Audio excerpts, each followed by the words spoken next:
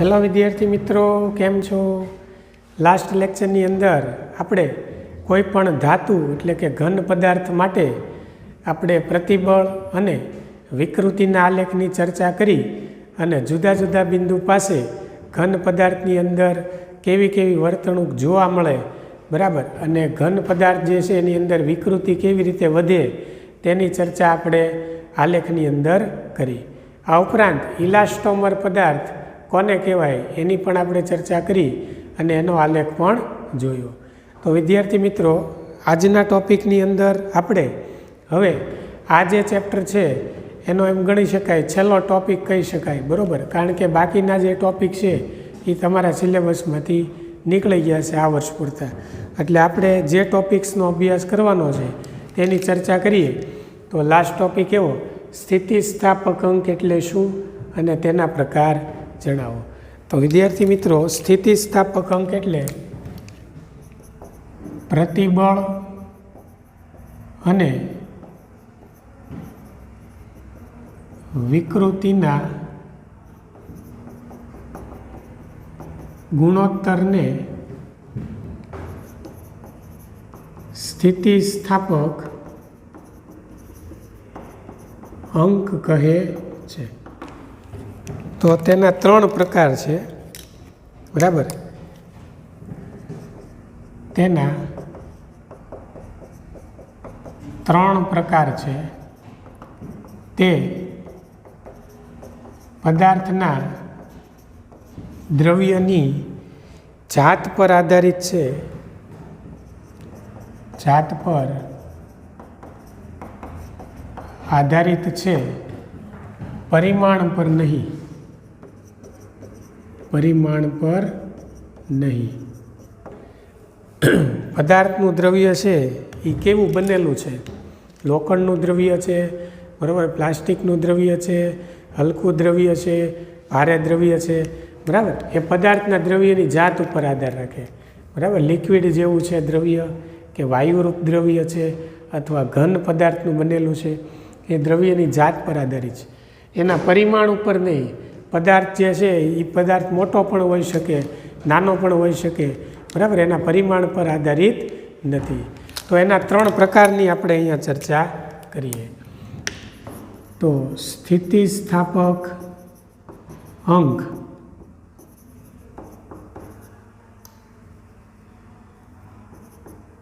એના મુખ્ય 3 પ્રકાર, બરાબર. પહેલો જે પ્રકાર છે એને આપણે કહીશું યંગ મોડ્યુલસ, બરાબર, જેને વાય સંકેત વડે દર્શાવવામાં આવે. બીજું જે છે એ કદ સ્થિતિસ્થાપક અંક, જેને બી અથવા કે વડે દર્શાવવામાં આવે, બરાબર, એનો સંકેત છે. અને એની અંદર આપણે એક રાશિ જોશું, એને દબનીયતા, એટલે કદ સ્થિતિસ્થાપક અંક છે એના વ્યસ્તને દબનીયતા, એને ઇંગ્લિશમાં કમ્પ્રેસિબિલિટી પરથી સી, બરાબર, એને દબનીયતા. આને આપણે બલ્ક મોડ્યુલસ પણ બોલીએ છીએ. ઇંગ્લિશમાં એને આપણે બલ્ક મોડ્યુલસ કહીશું, બરાબર, બલ્ક મોડ્યુલસ કહેવાય. અને ત્રીજું જે છે એને આપણે આકાર સ્થિતિસ્થાપક અંક કહીશું, બરાબર, આકાર સ્થિતિસ્થાપક અંક, એને જી અથવા ઈટા વડે દર્શાવવામાં આવે, એનો સંકેત જી અથવા ઈટા છે.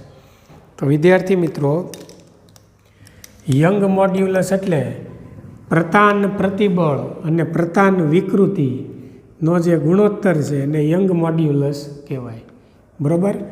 પછી કદ સ્થિતિસ્થાપક અંક એટલે કદ પ્રતિબળ છેદમાં કદ વિકૃતિના ગુણોત્તરને કદ સ્થિતિસ્થાપક અંક કહેવાય.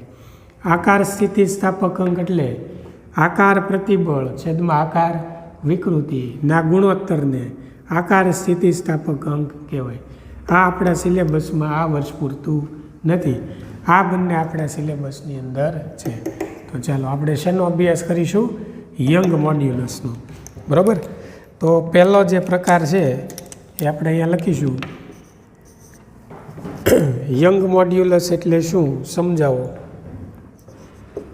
યંગ મોડ્યુલસ વાય એટલે શું સમજાવો. ચાલો એની અંદર આપણે યંગ મોડ્યુલસના સૂત્ર વિશે અભ્યાસ કરીશું. તો સ્થિતિસ્થાપકતાની હદમાં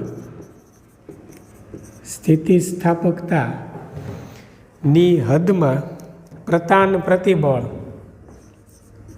તાની હદમાં પ્રતાન પ્રતિબળ એટલે હુકનો નિયમ પળાતો હોય એ કિસ્સામાં સ્થિતિસ્થાપકતાની હદમાં પ્રતાન પ્રતિબળ અને પ્રતાન વિકૃતિ અથવા સંગત પ્રતિબળ અને સંગત વિકૃતિના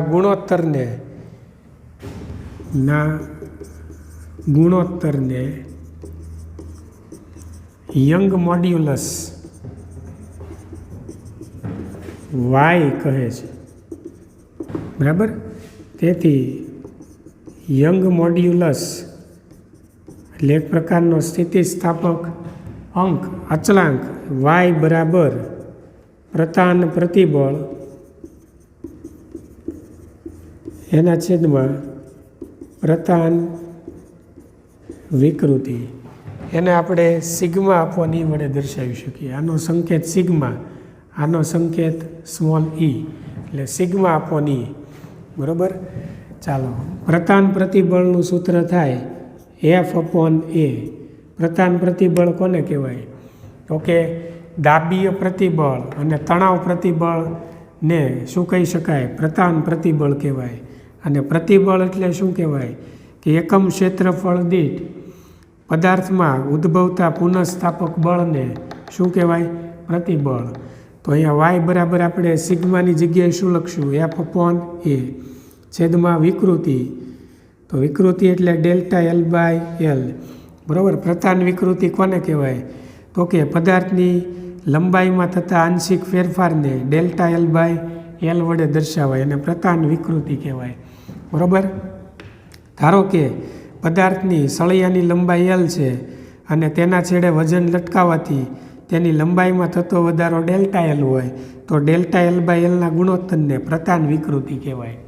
બરાબર. તો વાય બરાબર F/A ΔLના છેદમાં L. તેથી વાય બરાબર છેદનો છેદ અંશમાં જાય એટલે L અહીંયા ગુણાઈ જાય તો F/L એના છેદમાં A/ΔL થશે.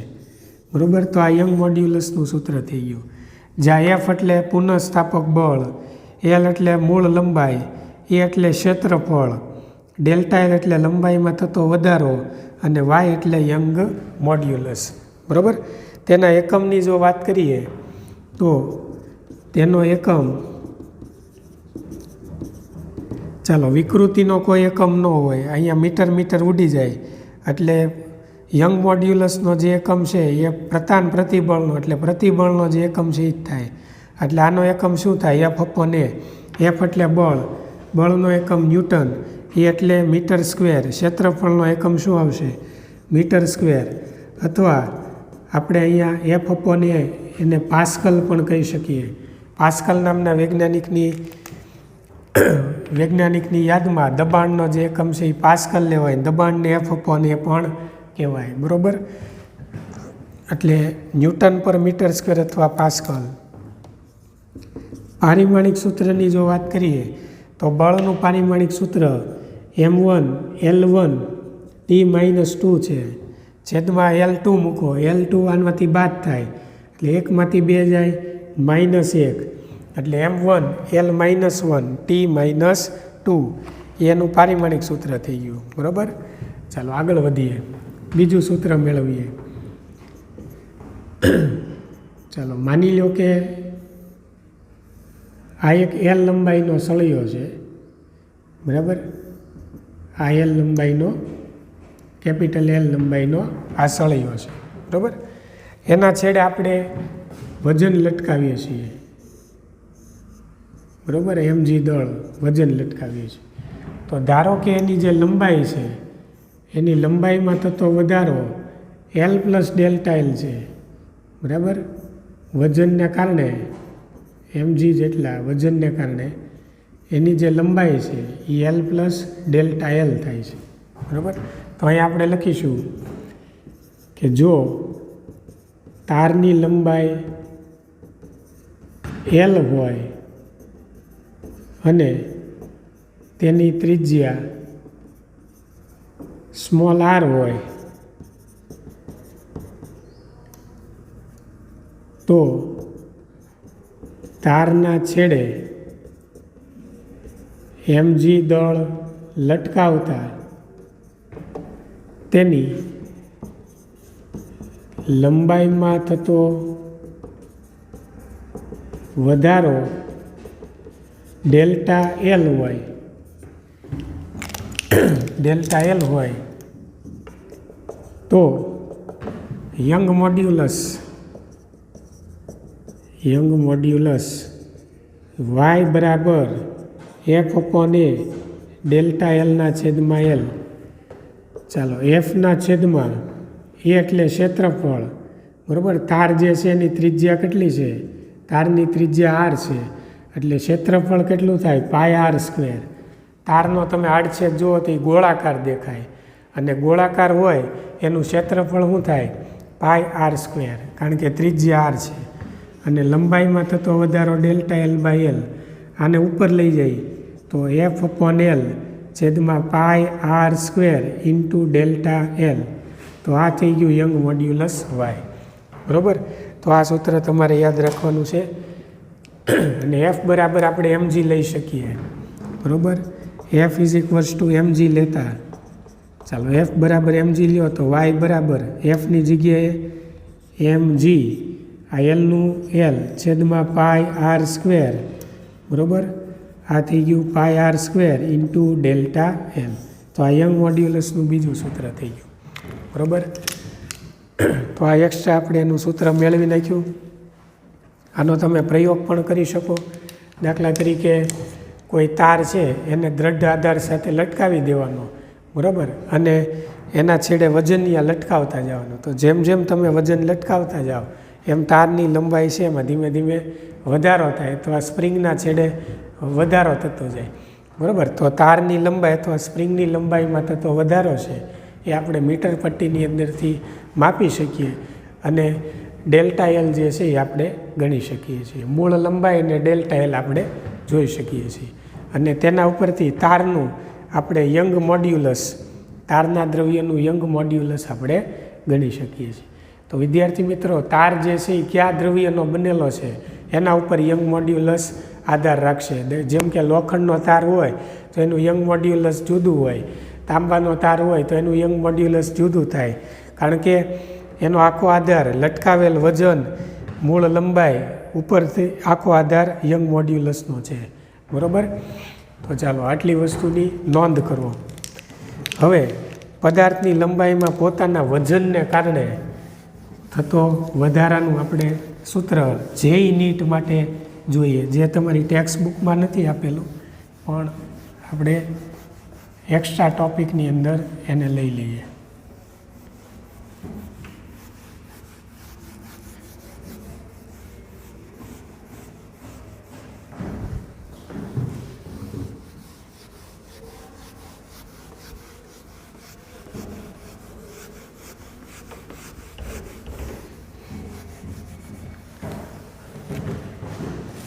ચાલો, અહીં આપણે લખશું પદાર્થની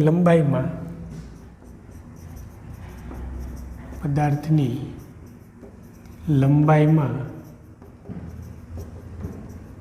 પોતાના વજનને કારણે, એટલે પોતાના વજનને કારણે થતો વધારો,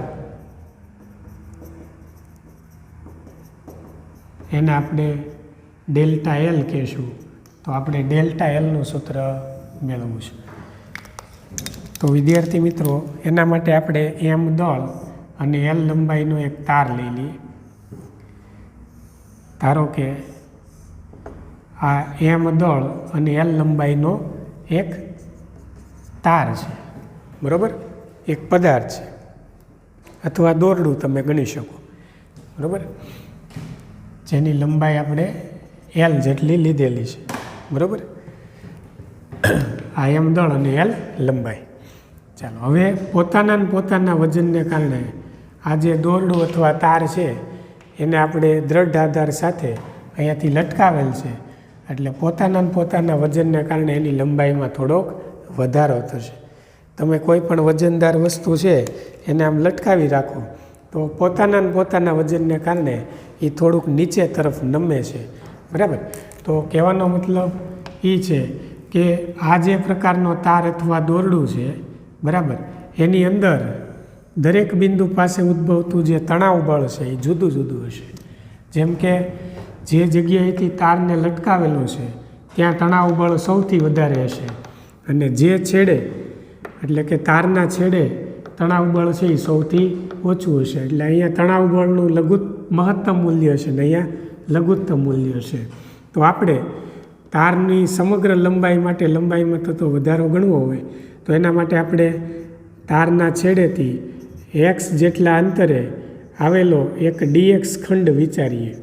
આપણે સમગ્ર તારની લંબાઈ માટે યંગ મોડ્યુલસ લેશું, એટલે એના માટે આપણે તાર જે છે એના છેડેથી એક્સ જેટલા અંતરે ડીએક્સ ખંડ આપણે વિચારીએ કે ત્યાં એના તણાવ બળ ઉપર શું અસર થાય છે. બરાબર, તો અહીંયા આપણે લખીશું કે ધારો કે એમ દળ અને એલ લંબાઈના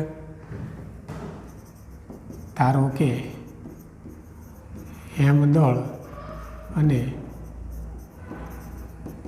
એલ લંબાઈના તાર ને શિરોલંબ લટકાવેલ છે, એને શિરોલંબ લટકાવ્યો છે. અહીં જુદા જુદા બિંદુએ તણાવ બળ જુદું જુદું હશે. અહીં જુદા જુદા બિંદુઓએ તણાવ જુદું જુદું હશે. બરાબર, ચાલો, તો તેથી પ્રતિબળ અને વિકૃતિ પણ જુદા જુદા હશે. તેથી પ્રતિબળ અને વિકૃતિ પણ જુદા જુદા હશે. બરાબર, એમાં પહેલું લટકાવેલ હોય તે બિંદુએ મહત્તમ પ્રતિબળ, લટકાવેલ હોય તે બિંદુએ મહત્તમ પ્રતિબળ. બરાબર, અને બીજા નંબરમાં સૌથી નીચેના બિંદુએ ન્યૂનતમ પ્રતિબળ.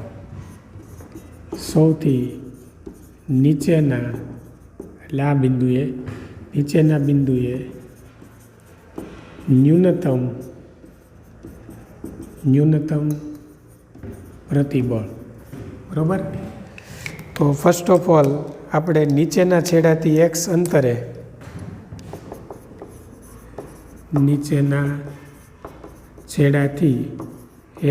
અંતરે ડીએક્સ ખંડ વિચારો. નાનકડો એવો આપણે ટુકડો લઈ લીધો તારનો ગણતરી કરવા.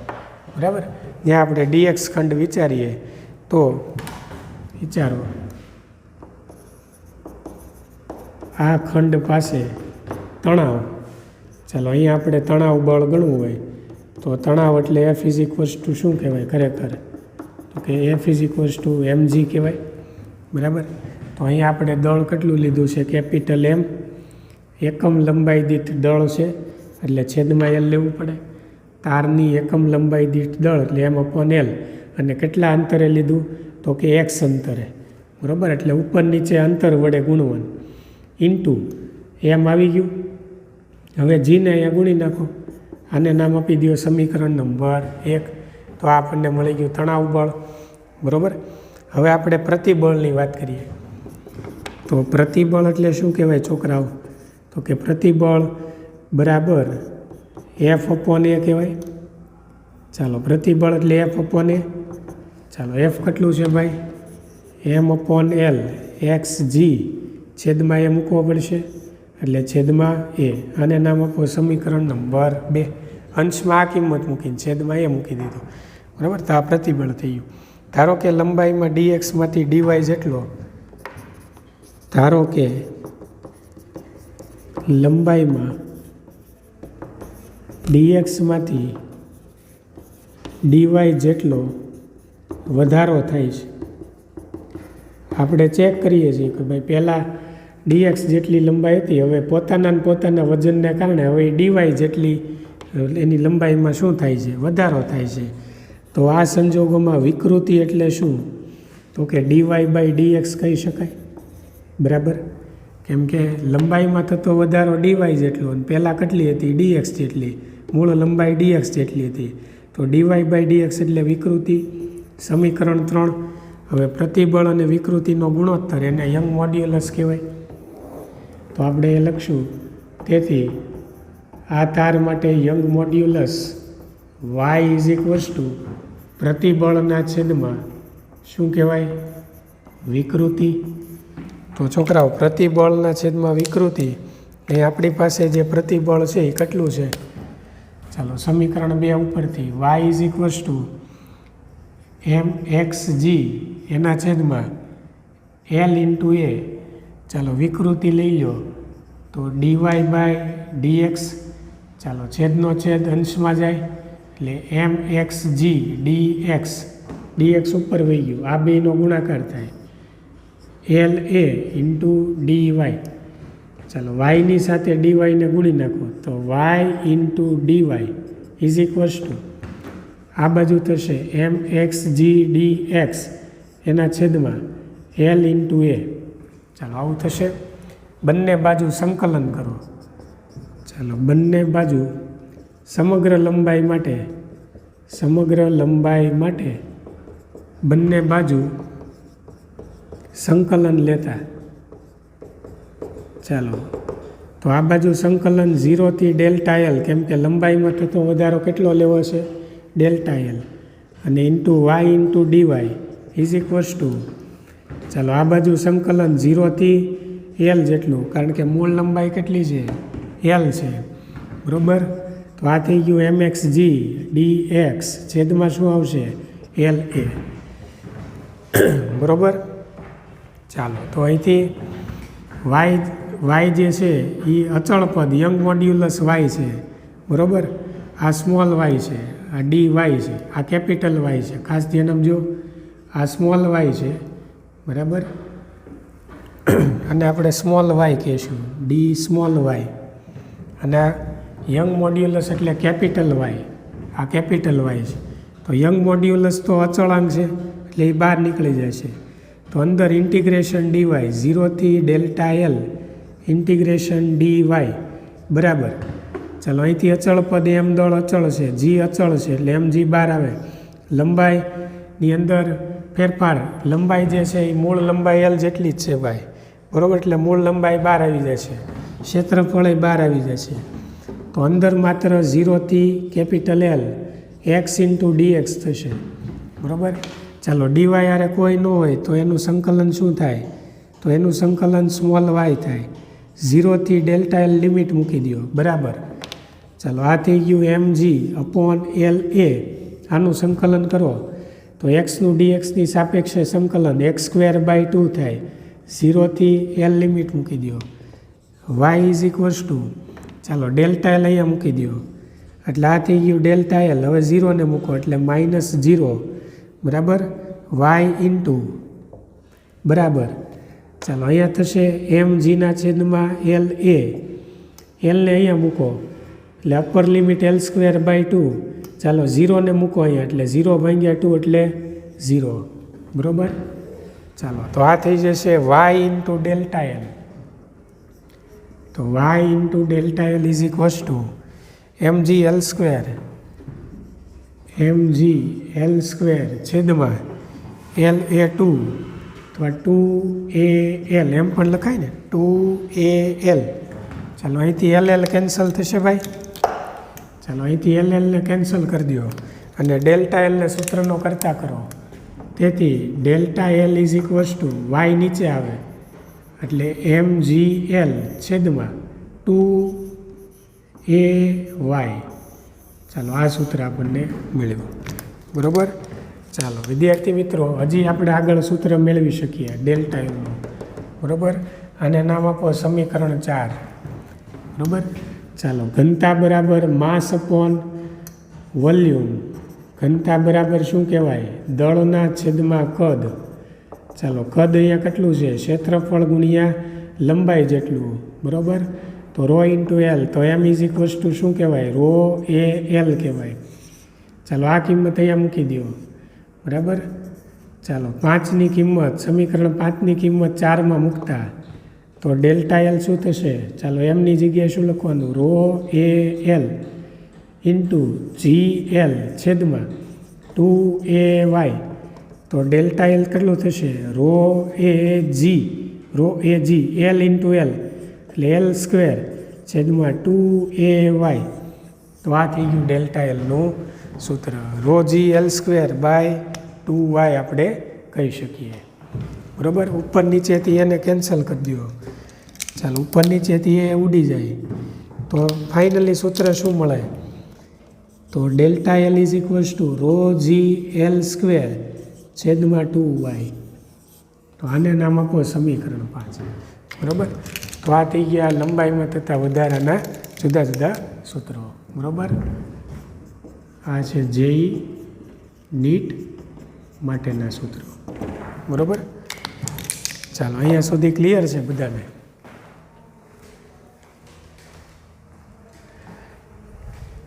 ચાલો હવે આપણે આગળ ચર્ચા કરીએ. એને આપણે કહીશું કદ સ્થિતિસ્થાપક અંક. બીજો પ્રકાર સ્થિતિસ્થાપક અંકનો બીજો પ્રકાર આપણે જોઈએ.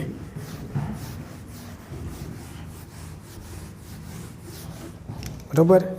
એનું આપણે નામ રાખી દઈએ કદ સ્થિતિસ્થાપક અંક. કદ સ્થિતિસ્થાપક અંક. બરાબર. એને બી અથવા કે સંકેત વડે દર્શાવાય, જેને બલ્ક મોડ્યુલસ ઇંગ્લિશમાં કહેવાય. બરાબર. ચાલો તો અહીં આપણે લખશું સ્થિતિસ્થાપકતાની હદમાં, સ્થિતિસ્થાપકતાની હદમાં કદ પ્રતિબળ અને કદ વિકૃતિ ના ગુણોત્તરને શું કહેવાય? કદ સ્થિતિસ્થાપક અંક બી કહે છે, અથવા કે પણ કહેવાય. બરાબર. ચાલો તો અહીં આપણે લખશું કે અથવા બી બરાબર, એટલે કદ સ્થિતિસ્થાપક અંક બરાબર કદ પ્રતિબળ છેદમાં કદ વિકૃતિ. ચાલો કદ પ્રતિબળ એટલે વળી પાછું પ્રતિબળ આવ્યું એટલે એફ અપોન એ. બરાબર. અને છેદમાં કદ વિકૃતિ એટલે એ આપણે માઇનસમાં લઈશું ડેલ્ટા વી બાય વી. બરાબર. તો આ જે સૂત્ર તૈયાર થશે એફ અપોન એ, એને આપણે ડેલ્ટા પી કહેશું, એટલે દબાણમાં થતો ફેરફાર છેદમાં ડેલ્ટા વી બાય વી. બરાબર. એફ અપોન એને દબાણ કહેવાય. એકમ ક્ષેત્રફળ દીઠ લાગતા બળને દબાણે કહેવાય, પ્રતિબળે કહેવાય. તો વિદ્યાર્થી મિત્રો, જેમ દબાણ વધે બરાબર તેમ કદમાં શું થાય? ઘટાડો થાય. એ જ રીતે જેમ પ્રતિબળ વધે એમ કદમાં શું થાય? ઘટાડો થાય. એટલા માટે ઋણ નિશાની એવું સૂચવે છે કે જેમ પ્રતિબળ વધે છે એમ કદની અંદર વિકૃતિ આવે છે, એટલે કદમાં ઘટાડો થાય છે. બરાબર. અહીં આપણે લખશું ઋણ નિશાની સૂચવે છે કે પ્રતિબળમાં વધારો કરતાં કદમાં શું થાય છે? ઘટાડો થાય છે. બરાબર. ચાલો એના એકમની જો વાત કરીએ તો કદ વિકૃતિનો કોઈ એકમ નથી, ખાલી જે પ્રતિબળનો એકમ છે એ જ એનો એકમ થશે. એટલે ન્યૂટન પ્રતિ મીટર સ્ક્વેર અથવા પાસ્કલ એનો એકમ. પારિમાણિક સૂત્રની જો વાત કરીએ m1 L-1 T-2 છે. બરાબર. અહીંયા આપણે લખીશું કદ સ્થિતિસ્થાપકતાના વ્યસ્તને દબનીયતા કહે છે. દબનીયતા એટલે કમ્પ્રેસિબિલિટી. તેથી દબનીયતા કમ્પ્રેસિબિલિટી C = 1/K અથવા 1/B જે લખવું હોય. જો તમે K સંકેત લ્યો તો 1/K કહેવાય સ્થિતિસ્થાપકતાના વ્યસ્તને. બરાબર. અને B લો સંકેત તરીકે તો C = 1/B પણ તમે કહી શકો છો. બરાબર. એટલે આ જે સૂત્ર છે એ ઊંધું થઈ જાય. -ΔV/V છેદમાં શું થઈ જાય? ΔP. ΔP એટલે શું? દબાણમાં થતો ફેરફાર. અને આપણે કહીશું દબાણમાં ફેરફારમાં થતો ફેરફાર. બરાબર. એટલે આ રીતે લખી શકાય. ચાલો આના એકમની વાત કરીએ તો આનો એકમ આની કરતાં ઊંધો. ચાલો આનો એકમ થશે મીટર સ્ક્વેર પ્રતિ ન્યૂટન, ઊંધું. બરાબર. અથવા પાસ્કલ ઇન્વર્સ. પારિમાણિક સૂત્ર પણ ઉલટું m-1 L-1 T-2. એટલે આ પ્લસ હોય માઇનસ હોય પ્લસ, માઇનસ હોય પ્લસ. બરાબર. તો વિદ્યાર્થી મિત્રો અહીંયા તમે લખી શકો કે K ઓફ સોલિડ એટલે કે ઘન માટે સ્થિતિસ્થાપક અંક સૌથી વધારે, પછી ત્યારબાદ લિક્વિડનો ક્રમ આવે, ત્યારબાદ ગેસનો ક્રમ આવે. K એટલે શું કહેવાય? કદ સ્થિતિસ્થાપક અંક. એટલે સોલિડ માટે કદ સ્થિતિસ્થાપક અંક વધારે, લિક્વિડ માટે એનાથી ઓછો અને ગેસ માટે એનાથી ઓછો હોય છે. તેથી ઘન પદાર્થ, ચાલો આનું વ્યસ્ત કરી નાખો. એટલે ઘન પદાર્થ કેનું વ્યસ્ત એને C કહેવાય, દબનીયતા. એટલે ઘન પદાર્થ ઓછા દબનીય અને વાયુ પદાર્થ વધારે દબનીય હોય. બરાબર. વધારે દબનીય હોય છે. વાયુ માટે ભલે સ્થિતિસ્થાપક અંક ઓછો છે પણ એની દબનીયતા કેવી હોય? વધારે. કારણ કે બે વ્યસ્ત થયું ને, આ વધારે તો આ ઓછું. એટલે વાયુ માટે દબનીયતા વધારે. વાયુને તમે વધારે દબાવી શકો, જ્યારે ઘન પદાર્થને તમે ઓછા દબાવી શકો. બેની વચ્ચે પ્રવાહી આવશે, લિક્વિડ. બરાબર. તો આ થઈ ગયું કદ સ્થિતિસ્થાપક અંક. ચાલો આટલી વસ્તુ લખી નાખો. નેક્સ્ટ લેક્ચરથી આપણે દાખલાઓની ચર્ચા કરીશું.